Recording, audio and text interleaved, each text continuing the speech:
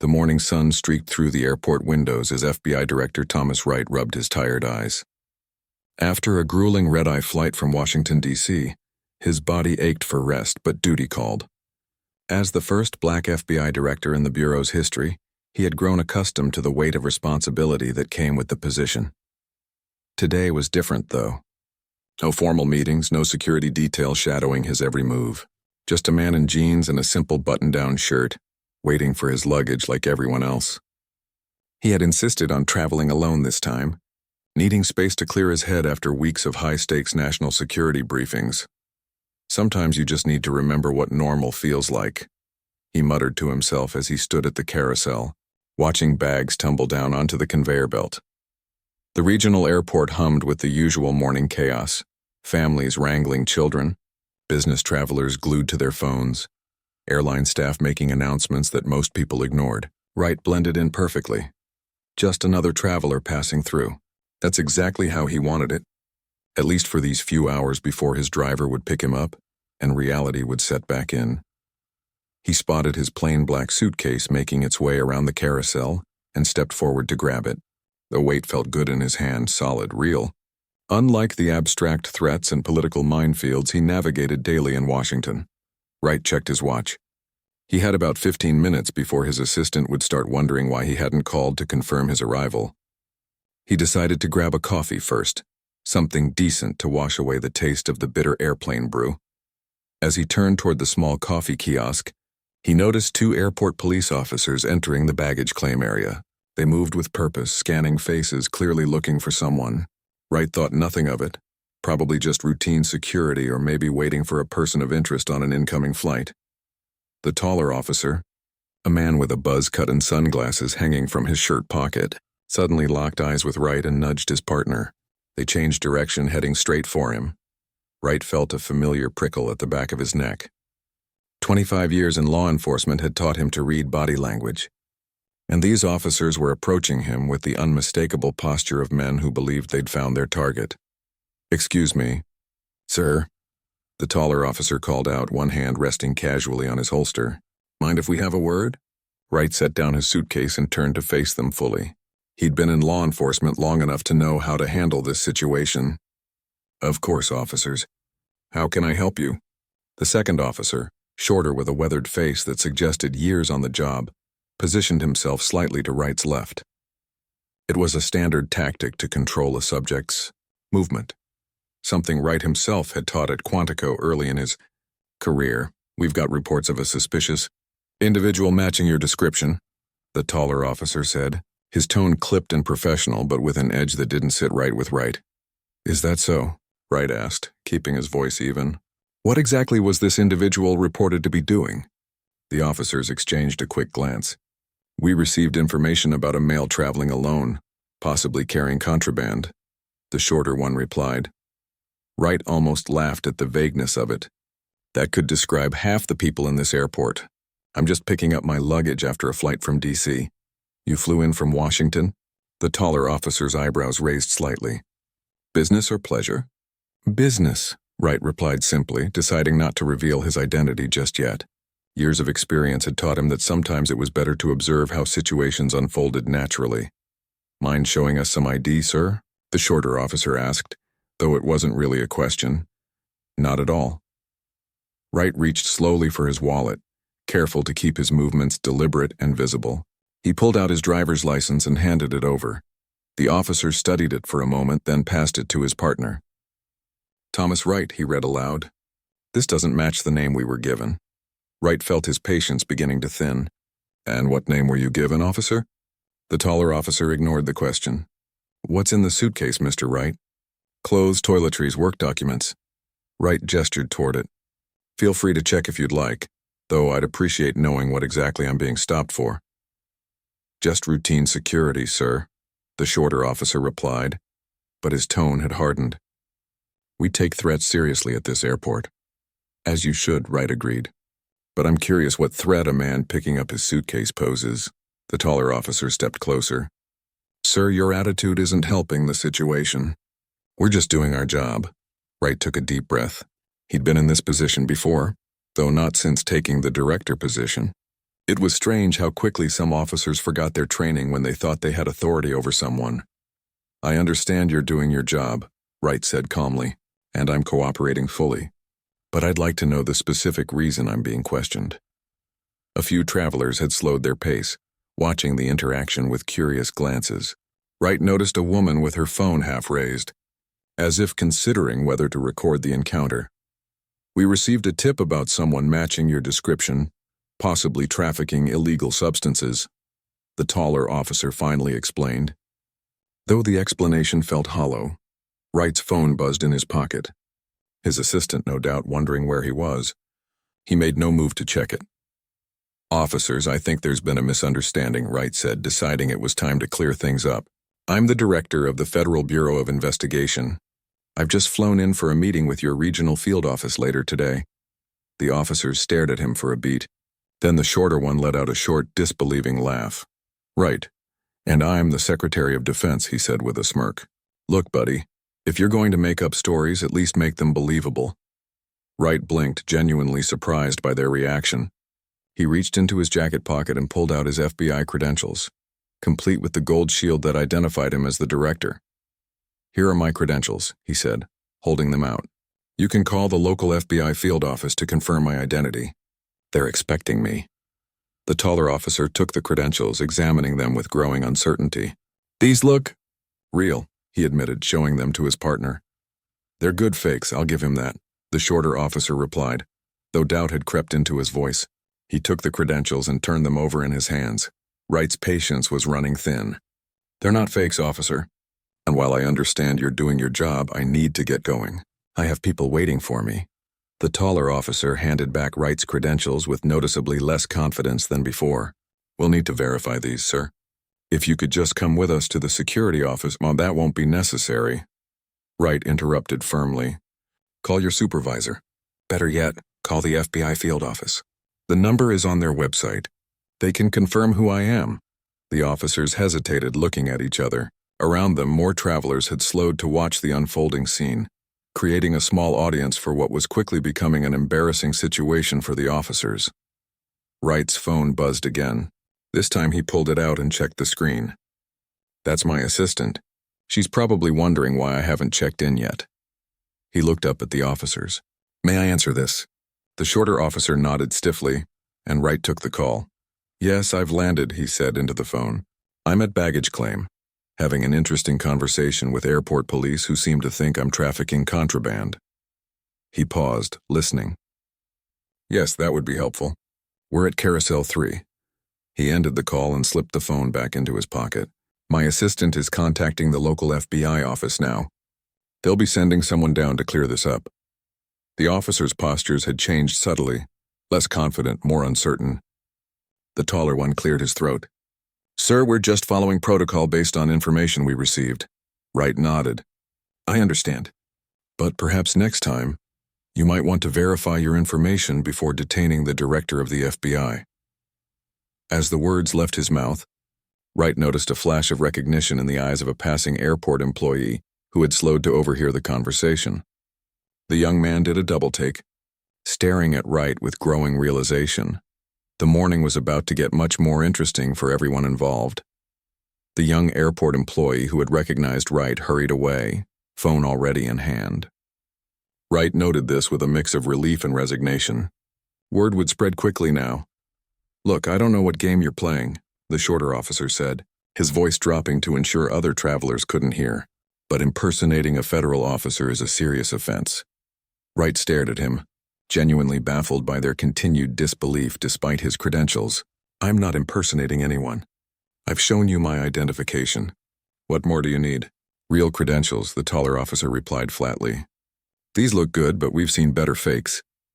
A small crowd had gathered at a distance, pretending to wait for luggage while watching the scene unfold. Wright was acutely aware of the optics. A black man being questioned by two white officers who seemed determined to find him guilty of something. "Officers," Wright said, his voice calm but carrying the authority that had helped him rise through the ranks of the FBI. "I understand you're doing your job, but at this point you're making a serious mistake that could have repercussions for your careers." The taller officer's face hardened. "Is that a threat?" It's a statement of fact, Wright replied evenly. I am who I say I am. In about 5 minutes, representatives from the local FBI field office will walk through those doors and confirm it. How do you want that scenario to play out? Instead of considering Wright's words, the shorter officer took a step closer. Sir, place your hands behind your back. Excuse me? Wright couldn't believe what he was hearing. You're being detained pending verification of your identity and an inspection of your luggage for contraband, the officer continued, pulling handcuffs from his belt. Turn around, please. Wright felt a surge of anger but kept his expression neutral. 25 years in law enforcement had taught him that showing emotion in these situations never helped. On what grounds? Suspicious behavior, possible impersonation of a federal officer, and potential possession of contraband, the taller officer recited, as if reading from a manual. This is completely unnecessary, Wright said, keeping his voice level. My identity will be confirmed in minutes. Hands behind your back, sir, the shorter officer repeated, more forcefully this time. Don't make this harder than it needs to be. Wright weighed his options. He could continue to resist, citing his rights and position, but that would only escalate the situation. The smarter play was to comply for now, knowing vindication was moments away. Fine, he said, slowly turning and placing his hands behind his back. But I want your names and badge numbers. Officer Peterson, badge 4872, the shorter one said as he clicked the handcuffs around Wright's wrists, tightening them more than necessary. Officer Randall, badge 5136, the taller one added, picking up Wright's suitcase. We'll need to search this. Wright nodded stiffly. Go ahead. But I want it opened in front of me. Officer Peterson snorted. You're not exactly in a position to be making demands. A middle-aged woman who had been watching stepped forward. Excuse me, officers? Is everything okay here? This gentleman doesn't seem to be causing any trouble. Ma'am, please step back, Officer Randall ordered. This is police business. I'm just concerned, she persisted. It seems like... Step back now, Peterson snapped, his hand moving to his holster in a subtle but clear warning. The woman retreated, but not before giving Wright a sympathetic look. She pulled out her phone and began typing rapidly. Let's go, Peterson said, gripping Wright's arm and steering him toward a side door marked Airport Security. As they walked, Wright noticed more people watching, some with phones raised. In the age of social media, he knew this incident would be online within minutes. Part of him wanted to stop and announce his identity to the crowd, but years of training kept him from creating a scene. There was a procedure for everything, even this absurd situation. You're making a career-ending mistake, Wright said quietly as they approached the door. Save it, Randall replied, but Wright caught the flicker of uncertainty in his eyes. They led Wright through the door into a sterile hallway lined with offices. A sign pointed to airport police at the end of the corridor. As they walked, Wright noticed Randall eyeing the credentials he still held. Those really do look authentic, Randall muttered, almost to himself. Because they are, Wright replied. They reached a small room with a metal table bolted to the floor and 3 chairs. A one-way mirror dominated one wall. It looked like every interrogation room Wright had seen throughout his career, just smaller and less intimidating. Sit, Peterson ordered, pushing Wright toward a chair. The handcuffs are unnecessary, Wright said. I'm cooperating fully. They stay on until we verify who you are, Peterson insisted. Randall placed Wright's suitcase on the table and unzipped it. He began methodically removing items and placing them on the table. Neatly folded shirts, a toiletry bag, a leather portfolio stamped with the FBI seal. Peterson picked up the portfolio and opened it, revealing official FBI letterhead documents. His expression changed as he scanned the top page. These are internal FBI memos, he said slowly, addressed to Director Wright. As I've been telling you, Wright said, his patience wearing thin. Randall pulled out a tablet from Wright's suitcase and turned it on. The FBI logo appeared on the lock screen. This could all be elaborate, Peterson said, but his voice lacked conviction now. The door to the interrogation room burst open, and a harried-looking man in a suit stepped in. What the hell is going on in here? And you are? Peterson asked, turning to face the newcomer. Captain Rodriguez, airport security chief, the man replied, flashing his ID. Why is this man in handcuffs? Suspected impersonation of a federal officer and possible contraband, Randall explained. Standard procedure. Rodriguez looked at Wright and his face drained of color. "Oh my God, you're Director Wright." "Yes," Wright said simply. Rodriguez turned to the officers, his expression a mix of disbelief and horror. "Do you have any idea who this man is?" "He's the director of the FBI, the actual director." Peterson and Randall exchanged glances. "He claims to be, but we haven't verified." "I met him at the law enforcement conference in D.C. last month," Rodriguez interrupted. "Remove those handcuffs immediately." Peterson hesitated for a moment, then moved to unlock the handcuffs. Wright rubbed his wrists as they came off, noting the red marks where they had been too tight. "Director Wright, I cannot begin to apologize enough for this," Rodriguez said, his voice shaking slightly. "These officers were completely out of line." "They were doing their job," Wright replied, his tone neutral, though perhaps with excessive zeal and insufficient verification. The door opened again, and a tall woman with short gray hair strode in, flanked by two men in dark suits. Wright recognized her immediately. Special Agent Carol Chen, head of the local FBI field office. "Director Wright," she said, her expression a carefully controlled mask of professionalism that didn't quite hide her shock at finding the FBI director in a small airport interrogation room. "We've been looking for you." "Agent Chen," Wright greeted her. "I'm afraid I've been delayed by a misunderstanding." Chen's eyes flicked to the airport officers who seemed to be trying to become invisible against the wall. "A misunderstanding," she repeated flatly. "These officers detained me on suspicion of impersonating a federal officer and possessing contraband," Wright explained. "Despite seeing my credentials," Chen's expression hardened. "I see." Rodriguez stepped forward. "Agent Chen, I can assure you this incident will be thoroughly investigated. These officers will face disciplinary action." "I should hope so," Chen replied coldly. Wright stood up and straightened his jacket. "My suitcase, please," he said to Randall, who hastily began returning items to the bag. "Director," Chen said, lowering her voice. "The press office has already received calls. Someone posted a video of your detention on social media. It's getting traction." Wright sighed. "Of course it was. We'll deal with it."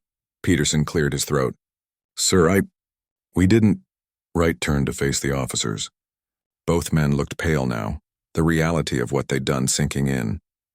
"You detained the director of the FBI on flimsy grounds, refused to verify my identity properly, and used excessive force when none was warranted. We were told to look for someone matching your description," Randall said weakly. "What description exactly?" Wright asked, his voice dangerously quiet. The officers exchanged uncomfortable glances but said nothing. "I thought so," Wright said. He turned to Chen. "I'd like to see the security footage of this incident, please." "Already requested," Chen replied. One of her agents handed her a tablet, which she passed to Wright. "And here are the initial media reports." Wright scanned the screen, seeing headlines already forming. "FBI director detained at airport. Racial profiling. FBI chief handcuffed by local police." "Director," Rodriguez said hesitantly, "what can we do to make this right?" Wright looked at the security chief, then at the two officers who had derailed his quiet morning. They stood rigidly against the wall, their careers flashing before their eyes. In their faces he saw something he rarely witnessed in law enforcement, the dawning realization that they had made a terrible mistake based on assumptions they couldn't defend. "That," Wright said quietly, "is a very good question."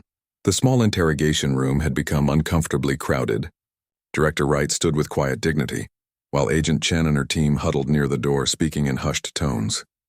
Captain Rodriguez was on his phone, his face growing more ashen with each passing minute. Officers Peterson and Randall remained against the wall, looking like men awaiting execution. "The airport manager is on his way down," Rodriguez announced, pocketing his phone. "And the chief of police has been notified." Wright nodded, checking his watch. What should have been a quiet morning had turned into a full-blown crisis. He looked at the officers who had detained him. They avoided his gaze, staring at the floor like scolded children. "I'd like to speak with Officers Peterson and Randall alone," Wright said suddenly. Agent Chen looked surprised. "Director, are you sure that's wise?" "Yes," Wright replied simply. The room emptied quickly, leaving Wright with the two officers who had handcuffed the FBI director based on what was increasingly looking like racial profiling. The door closed with a soft click that seemed to echo in the tense silence. Wright took a seat at the table and gestured for the officers to sit across from him. After a moment's hesitation, they complied, their movements stiff with anxiety. "Tell me about the tip you received," Wright said, his voice calm and measured. "The exact words, please." Officer Peterson cleared his throat. "We were told to watch for a suspicious individual arriving on the morning flight from D.C. "That's it?" Wright asked. "Just suspicious individual?" The officers exchanged glances. Randall spoke up, his voice barely above a whisper. "The dispatcher said to look for a tall black male in casual clothes who might be carrying contraband." "I see," Wright said, letting the words hang in the air. "And based on that vague description, you decided I was your suspect." "Sir, we were just following," Peterson began. "Protocol," Wright finished for him. "Yes, you mentioned that. Let me ask you something. How many tall black men in casual clothes do you think were on that flight from D.C.? Neither officer answered. "The flight had 214 passengers," Wright continued. "I counted at least 7 men who matched that description." "Did you question all of them?" "No, sir," Randall admitted. "Why me, then?" The uncomfortable silence that followed told Wright everything he needed to know. He leaned forward, resting his forearms on the table. "I've been in law enforcement for 25 years, he said quietly. "I understand split-second decisions. I understand acting on instinct. What I don't understand is refusing to accept clear evidence of identity, escalating a situation unnecessarily, and using excessive force when none is called for." Peterson's face flushed. "Sir, with all due respect, we didn't use excessive—" "The handcuffs were too tight," Wright interrupted, showing the red marks on his wrists. "I wasn't resisting. There was no need for that." Another silence fell over the room. Outside, they could hear voices gathering, the word spreading throughout the airport about what had happened. "Do you know what's happening right now?"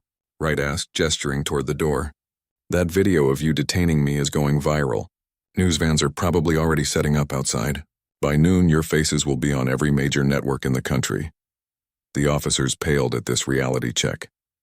"Your careers in law enforcement are hanging by a thread," Wright continued. "Not because you made a mistake, but because you let something cloud your judgment, even when presented with clear evidence that contradicted your assumptions." The door opened, and a stern-looking man in his 60s entered, followed by Rodriguez. "Director Wright," the newcomer said, extending his hand. "I'm Chief Barnes of the Airport Police. I cannot begin to express my apologies for this incident." Wright shook his hand. "Thank you for coming, Chief. I was just having a conversation with your officers." Barnes shot a withering look at Peterson and Randall. "These two will be placed on immediate administrative leave pending a full investigation." "I'd like to finish our conversation first, if you don't mind," Wright said. Barnes hesitated, then nodded. "Of course. I'll be right outside." After Barnes and Rodriguez left, Wright turned back to the officers. "As I was saying, your careers are in jeopardy. Not because you approached me. That was your job based on the information you had, flawed as it was. But because when I presented you with clear identification, you chose to ignore it. We've seen fake credentials before," Peterson said weakly. "You've seen FBI director credentials before?" Wright asked, raising an eyebrow. Peterson looked down. "No, sir." "A simple phone call to verify would have prevented all of this," Wright pointed out. "Instead, you escalated the situation and now we're here." The reality of their situation seemed to finally hit Randall. "Are you going to press charges?" he asked, his voice barely audible. Wright studied him for a moment. "That depends on what happens next." Before either officer could respond, the door burst open again. A woman in a smart business suit rushed in, followed by a young man carrying a briefcase. "Director Wright?" she exclaimed. "Thank goodness you're all right." "Lisa," Wright greeted his assistant with a nod. "I see you found me." "The whole world has found you, sir," she replied, handing him her tablet. "It's everywhere." Wright looked at the screen. The video had indeed gone viral, showing him being led away in handcuffs. FBI director detained was trending along with your racial profiling and your airport arrest. "Wonderful," Wright muttered.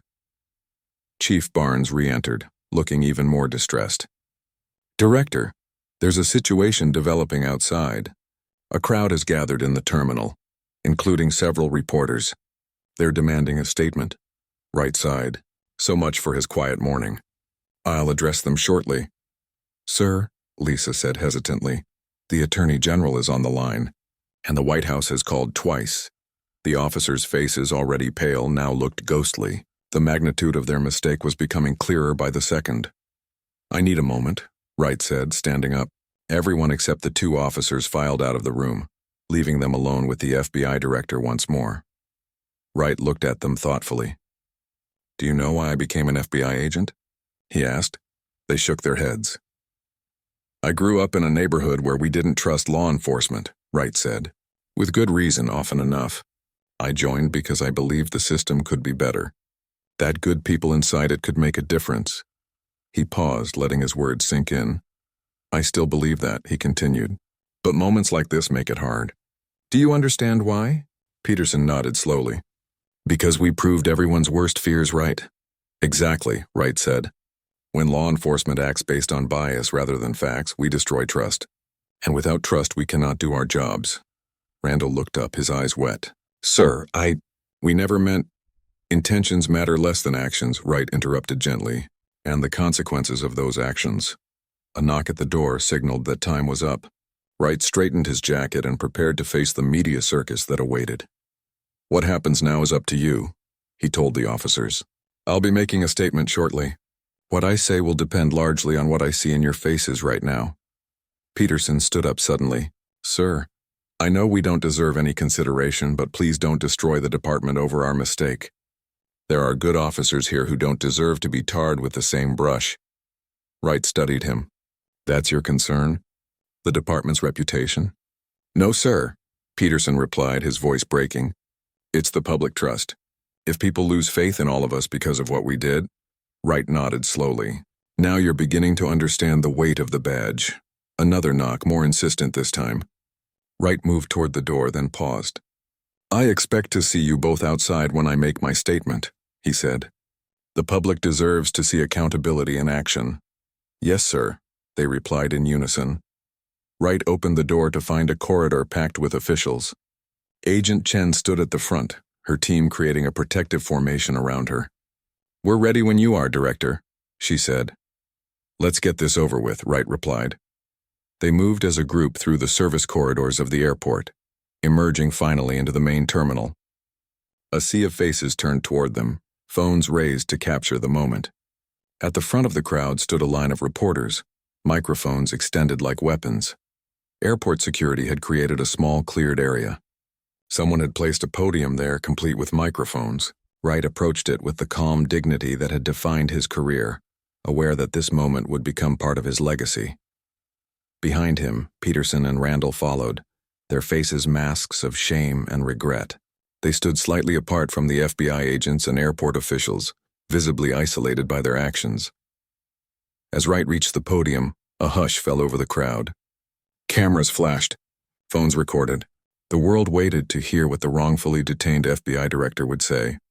Wright surveyed the crowd, taking in the anger, curiosity, and expectation on their faces. Then he looked back at the two officers who had changed the course of his quiet morning, and possibly their own lives, with a single poor decision. The path forward wasn't clear. Justice demanded accountability. Leadership required wisdom. The moment called for both. Wright adjusted the microphone and looked out at the sea of faces. Camera flashes popped like lightning. Reporters leaned forward, recorders extended. The terminal had fallen eerily quiet, hundreds of travelers pausing their journeys to witness this moment. "Good morning," Wright began, his voice steady and measured. "I'm Thomas Wright, Director of the Federal Bureau of Investigation. What happened here today represents a failure, not just of protocol, but of the fundamental principles that should guide all law enforcement." He paused, letting his words sink in. From the corner of his eye, he could see Officers Peterson and Randall standing rigidly, their faces frozen masks of dread. "This morning, I arrived on a flight from Washington, D.C., traveling in plain clothes without my security detail. I was approached by airport officers who were acting on what they described as a tip about a suspicious individual. Despite presenting my credentials and identification, I was detained, handcuffed, and questioned. Murmurs rippled through the crowd. Someone shouted, "It's because you're black." Wright held up a hand for silence. "I won't speculate on motivations," he continued. "What I will say is this. When law enforcement acts without proper verification, when assumptions overrule evidence, when force is applied unnecessarily, we all lose. The public loses faith in institutions meant to protect them. Officers lose the trust essential to do their jobs effectively, and our system of justice suffers a wound that takes time to heal. Wright turned slightly, gesturing toward Peterson and Randall. These officers made a serious error in judgment today. They know that. Everyone here knows that. The two officers seemed to shrink under the collective gaze of the crowd. Peterson's face had gone from pale to ashen. Randall was visibly trembling.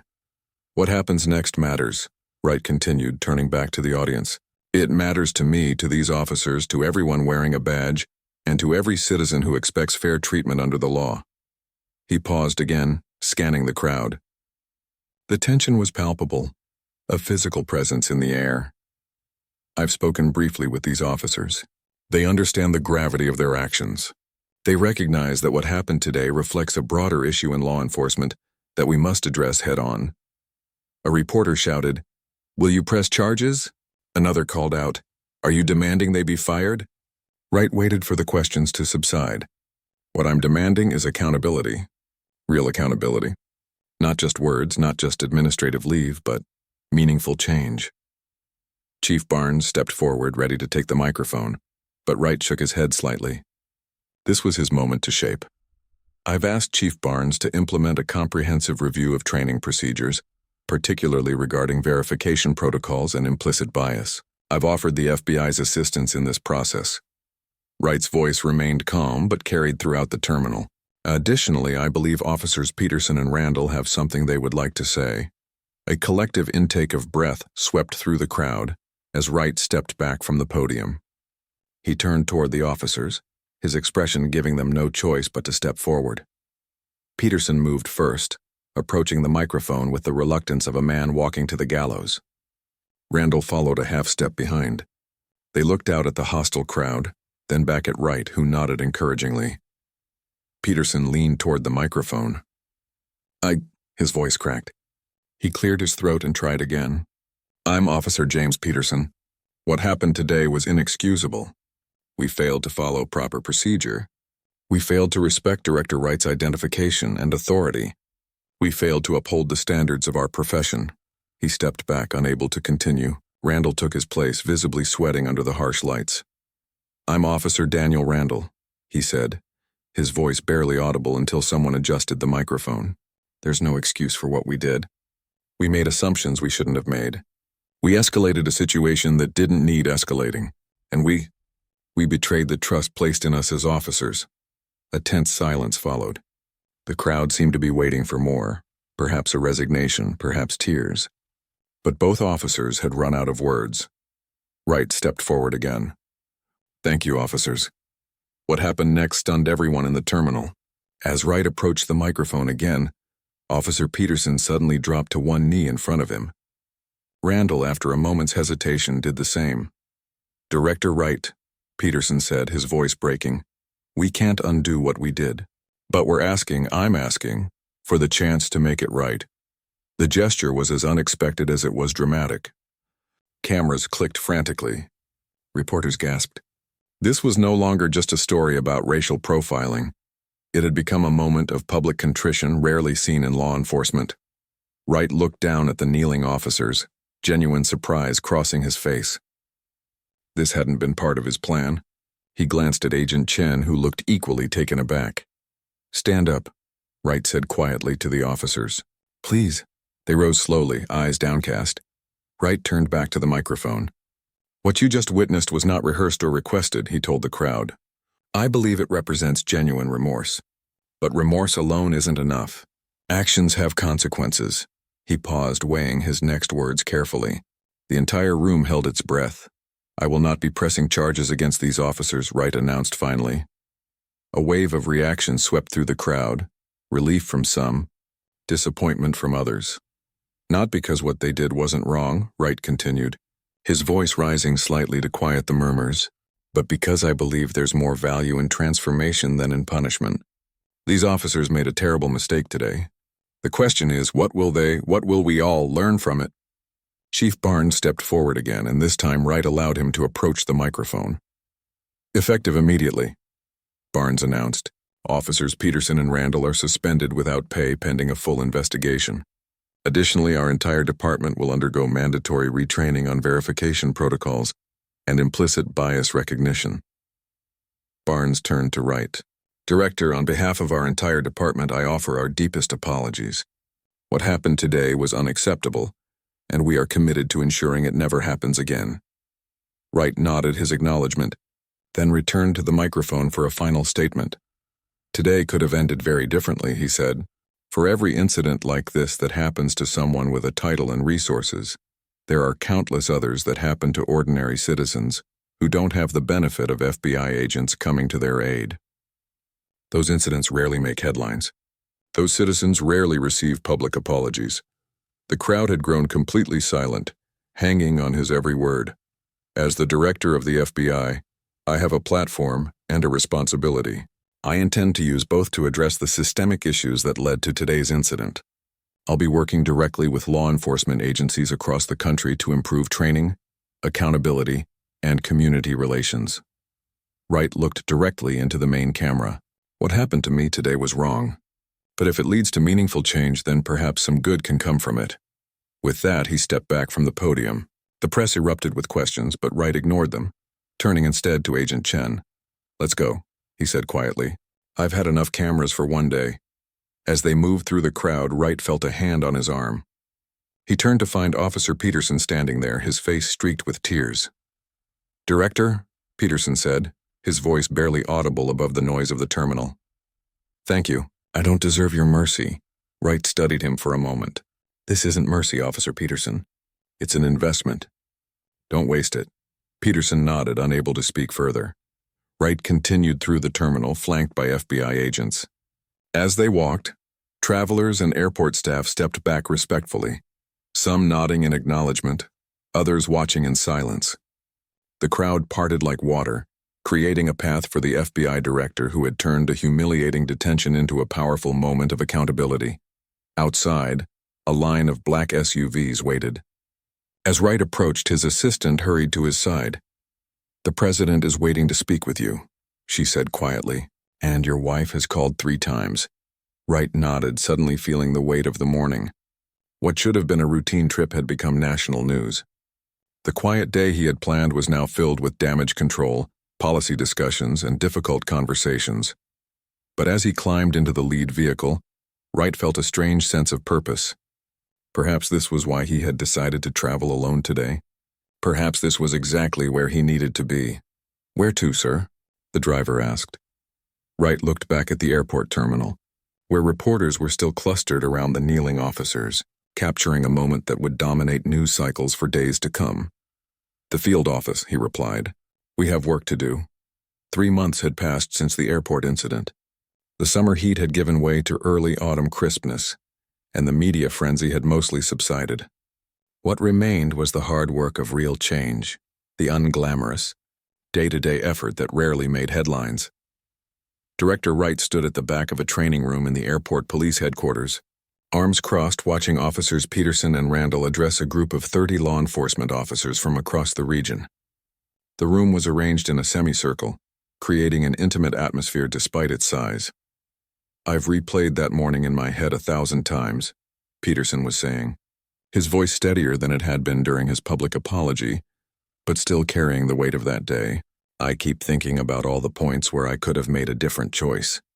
Where I should have made a different choice." The officers in the audience watched intently. Some took notes. Others simply listened, their expressions thoughtful. "The tip we received was vague," Randall added. "A tall black man in casual clothes who might be carrying contraband. Do you know how many people fit that description? Hundreds, maybe thousands, pass through that airport every day." "But we zeroed in on Director Wright," Peterson continued. "We need to be honest about why." A hand went up in the audience.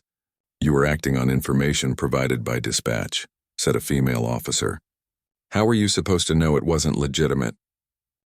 "The information itself wasn't necessarily the problem," Peterson replied. "It was how we interpreted and acted on it. When Director Wright showed us his credentials, we dismissed them. We were so locked into our initial assessment that we ignored clear evidence that contradicted it. Wright nodded slightly from his position at the back of the room. This was the heart of the issue, not just for these officers, but for law enforcement as a whole. The ability to reassess situations based on new information was critical, yet too often overlooked in training. We've developed a checklist, Randall said, gesturing to the screen behind him where a simple flowchart was displayed. It's not perfect, but it's a tool to help break the cycle of confirmation bias. Each step forces you to question your assumptions and consider alternatives. The officers studied the chart. One raised his hand. This looks good on paper, but in the field we don't always have time for a 5-step verification process. That's a fair point, Peterson acknowledged. But ask yourself this, how much time did our mistake cost? Hours of airport disruption, months of retraining, damage to public trust that we're still working to repair. A few extra seconds of verification would have prevented all of that. Wright stepped forward now, moving to the front of the room. The officers straightened in their seats, some looking nervous at the FBI director's approach. Officers Peterson and Randall have shared their experience with remarkable candor, Wright said. What they haven't mentioned is that this training program was their idea. This seemed to surprise many in the audience. After the incident, they could have quietly accepted their suspension, kept their heads down, and eventually returned to regular duty, Wright continued. Instead, they approached Chief Barnes with a proposal to develop this training module on verification protocols and bias recognition. They've spent the last 3 months researching, developing, and now implementing this program, without pay, on their own time. Peterson and Randall looked uncomfortable with the praise, but Wright pressed on. This isn't just about one incident or 2 officers. This is about recognizing patterns that affect all of law enforcement and working to address them systematically. Wright turned to face the screen where the verification flowchart was displayed. This tool they've developed is being adopted by police departments across the country. The FBI is incorporating elements of it into our own training protocols. He turned back to the audience. Change doesn't always come from the top down. Sometimes it starts with individuals who have the courage to acknowledge mistakes and the commitment to prevent others from repeating them. A hand went up at the back of the room. Director Wright, with all due respect, isn't this just sensitivity training repackaged? We've all been through those programs before. Wright smiled slightly. Officer Harris, is it? This isn't about sensitivity. It's about accuracy. It's about effectiveness. Every time an officer makes an assumption that isn't based on evidence, the risk of a bad outcome increases. That's not just bad for the public, it's dangerous for officers too. Officer Harris looked skeptical but nodded respectfully. Let me put it this way, Wright continued. If Officers Peterson and Randall had followed this verification protocol the day they encountered me, what would have happened? We would have confirmed your identity immediately, Peterson answered. You would have gone on your way, we would have continued our duties, and none of us would be standing here today. Exactly, Wright said. Effective policing isn't about being sensitive, it's about being accurate. It's about gathering facts before acting. It's about verification. Another officer raised her hand. But what about situations where we don't have time to verify? When immediate action is needed? That's an excellent question, Wright acknowledged. There will always be situations requiring split-second decisions based on limited information. This protocol isn't meant to replace officer discretion or slow response in true emergencies. It's designed for the vast majority of encounters where a few seconds of verification can prevent serious errors. Peterson stepped forward. Maybe I can address this from our experience. When we approached Director Wright, there was no immediate threat. No weapon was visible. No crime was in progress. We had time to verify his identity properly. We chose not to. The room fell silent as this point sank in. Randall added, We've reviewed hundreds of police encounters as part of developing this training. What we found was that in most cases, not all but most, officers had time to verify information but skipped that step, often with serious consequences. Wright checked his watch. I need to leave for another appointment, but before I go, I want to thank Officers Peterson and Randall for their extraordinary commitment to turning a negative experience into a positive force for change. As Wright gathered his materials, Peterson approached him. Director, there's something we wanted to show you before you leave. He handed Wright a tablet. On the screen was an email from a police department in another state. describing how they had used the verification protocol to prevent a similar incident. They stopped a black businessman at their local airport based on a vague tip, Peterson explained. But the responding officer used our checklist. He verified the man's identity immediately and apologized for the inconvenience. No detention. No escalation. No headlines. Wright nodded, genuinely pleased. This is how change happens. Not through grand gestures or public apologies, but through the quiet implementation of better practices. As Wright prepared to leave, Chief Barnes entered the room. "Director, a moment of your time?" They stepped into the hallway, where Barnes handed Wright an envelope. "The review board's decision on Peterson and Randall," he explained. "They've recommended reinstatement with probation, contingent on completion of this training program rollout." Wright took the envelope but didn't open it. "And your recommendation?" "I support their reinstatement," Barnes said. "They've shown genuine growth and commitment to improvement. The department needs officers who can admit mistakes and work to prevent them." Wright nodded. "I agree. Let them know they have my support as well." As Wright walked toward the exit, he passed a wall where the department had hung framed photos of community outreach events. A new addition caught his eye. A picture of Peterson and Randall speaking to a group of high school students about law enforcement accountability. Outside, Wright's driver held the door open for him. As he settled into the back seat, his phone buzzed with a message from his assistant. "Airport training program funding approved by Congress. National rollout scheduled for January." Wright smiled slightly. 3 months ago, he had been handcuffed and humiliated by 2 officers who had let bias cloud their judgment. Today, those same officers were leading a national training initiative that could prevent thousands of similar incidents. It wasn't a perfect solution. It wouldn't eliminate every instance of bias or mistake in law enforcement, but it was progress. Real, measurable progress born from a painful experience. As the car pulled away from the police headquarters, Wright spotted Peterson and Randall exiting the building, deep in conversation with other officers. They looked different now, more thoughtful, more deliberate in their movements. The swagger that had characterized their approach to Wright at the airport was gone, replaced by something that looked a lot like wisdom. "Where to, sir?" the driver asked. "The airport," Wright replied. "I have a flight to catch." This time he thought the experience would be very different, not just for him but hopefully for everyone involved. And that, after all, was the point of everything they had worked for these past 3 months. The car turned onto the highway, heading toward the airport where it had all begun. Wright opened his briefcase and pulled out the latest draft of the National Training Program based on Peterson and Randall's work. "From Crisis to Change," the cover read. It wasn't a catchy title, but it was accurate. Sometimes, Wright reflected, the worst moments contained the seeds of the best outcomes. The key was having the courage to plant them, the patience to nurture them, and the wisdom to recognize when they finally began to grow.